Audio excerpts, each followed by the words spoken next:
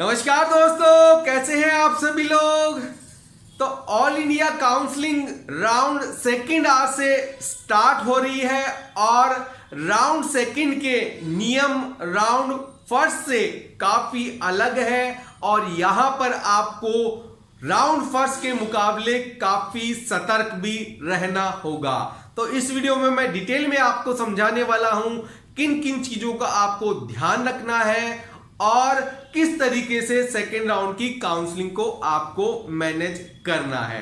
तो सबसे पहले जान लेते हैं कि राउंड सेकेंड का काउंसलिंग कब से कब तक चलेगा। तो राउंड सेकेंड आज से स्टार्ट हो रही है और उसमें आज रजिस्ट्रेशन चालू हो जाएंगे।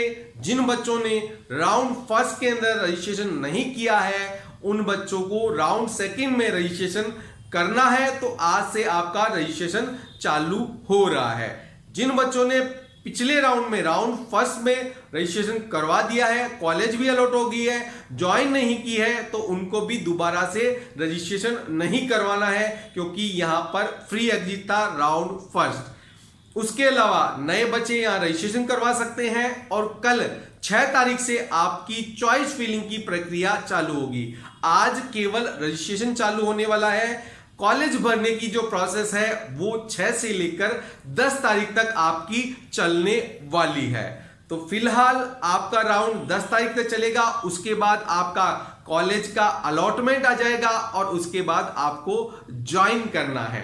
तो फिलहाल मैं बता देता हूं राउंड सेकेंड के नियम क्या है, एकदम आसान भाषा में आपको समझाने की कोशिश करूंगा।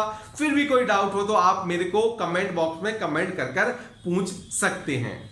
तो यहां पर सबसे जो मेन चीज आपको ध्यान देनी है, राउंड सेकंड फ्री एग्जिट नहीं है।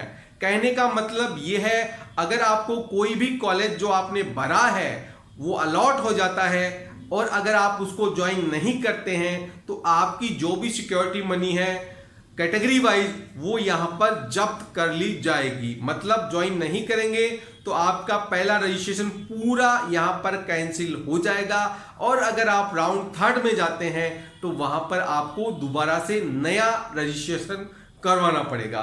तो ये तो इतनी बड़ी बात नहीं होनी चाहिए क्योंकि कई बच्चे ऐसे होते हैं जिनको all India second round allotment के बाद स्टेट का भी सेकेंड राउंड अलॉट हो जाता है और वो दोनों जगह ये देखना चाहते हैं कि कौन सी उनको बेटर चॉइस मिल रही है।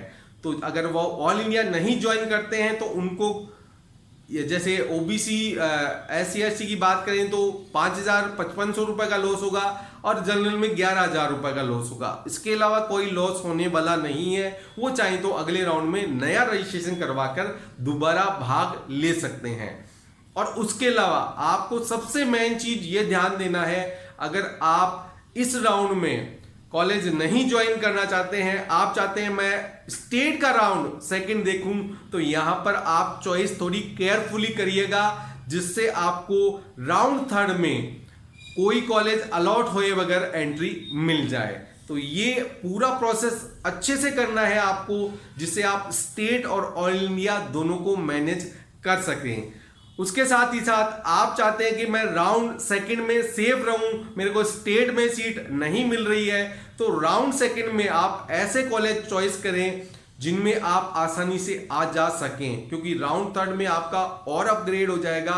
तो अगर आपको कहीं दूर का कॉलेज अलॉट करा लिया है आपने तो आपको जाने आने में काफ़ी परेशानी होगी और उसके साथ ही साथ वहाँ पर और भी कई तरीके की समस्या है क्योंकि बारिश का मौसम है तो आने जाने में काफ़ी परेशानी आपको हो सकती है। तो इस चीज़ का आप विशेष ध्यान रखिएगा कॉलेज अलॉट करवाते टाइम।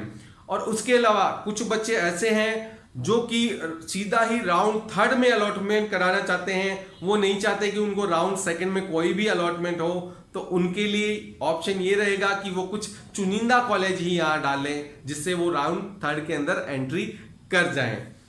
अब जो एक नियम जिसके लिए बार बार लोग डरा रहे हैं कि राउंड सेकंड में कॉलेज मिलने के बाद ये आप छोड़ नहीं सकते हैं, ये नहीं कर सकते हैं, तो ऐसा कुछ नहीं है। अगर राउंड सेकंड में आपको कॉलेज भी अलॉट हो जाता है, आप छोड़ भी देते हैं, तो आपकी जो सिक्योरिटी मनी है उसी का केवल आपको लॉस है। आपको काउंसलिंग से बाहर नहीं करते हैं। काउंसलिंग से बाहर होंगे आप राउंड थर्ड के बाद। राउंड थर्ड में कॉलेज मिलने के बाद अगर आप छोड़ते हैं तो आप ऑल इंडिया काउंसलिंग से बाहर हो जाते हैं। अभी केवल आपको अपनी सिक्योरिटी मनी का ही रिस्क है, इसके अलावा कोई रिस्क नहीं है। तो आप अच्छे से मैनेज करिएगा स्टेट और ऑल इंडिया दोनों काउंसलिंगों को।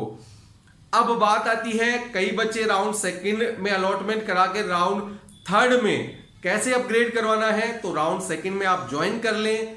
ज्वाइन करते टाइम जो भी कॉलेज आपको मिलती है वहां पर आप जरूर कहें कि मैं अपग्रेड करना चाहता हूं। वो जब ये चीज को मेंशन करेंगे ऑनलाइन, तभी आप अगले राउंड में अपग्रेड कर सकते हैं। जैसे कई स्टेट में ऐसा रूल नहीं है, वो ऑटोमेटिकली अपडेट होता रहता है जब तक आपको अपडेट का ऑप्शन रहता है। लेकिन ऑल इंडिया में आपको ज्वाइनिंग करने वाली कॉलेज वालों को बताना होता है कि मैं अब अपग्रेड करना चाहता हूं, उसके बाद ही आप अगले राउंड में जा सकते हैं। इस चीज का बहुत विशेष आपको ध्यान रखना है, क्योंकि इसके कारण कई बच्चे अगले राउंड में जाने से रह जाते हैं। तो इस चीज का आप ध्यान रखिएगा। उसके अलावा कोई विशेष यहां पर नियम नहीं है। अगले राउंड में कुछ नियम चेंज हो जाएंगे। इस राउंड में आपको केयरफुली चॉइस करनी है, अच्छी चॉइस करनी है, केयरफुली चॉइस करनी है। अगर आप चाहें तो इसके लिए हमसे भी जुड़ सकते हैं। हम आपको पेड काउंसलिंग ऑफर करते हैं काफी मिनिमम चार्जेस पर। तो ये आप विशेष ध्यान रखिएगा, अच्छे से चॉइस करिएगा। और उसके अलावा अगर आपको ज्वाइन करना है तो ज्वाइन करिएगा। अपग्रेड वहां पर ऑप्शन भूलिएगा कॉलेज वाले को।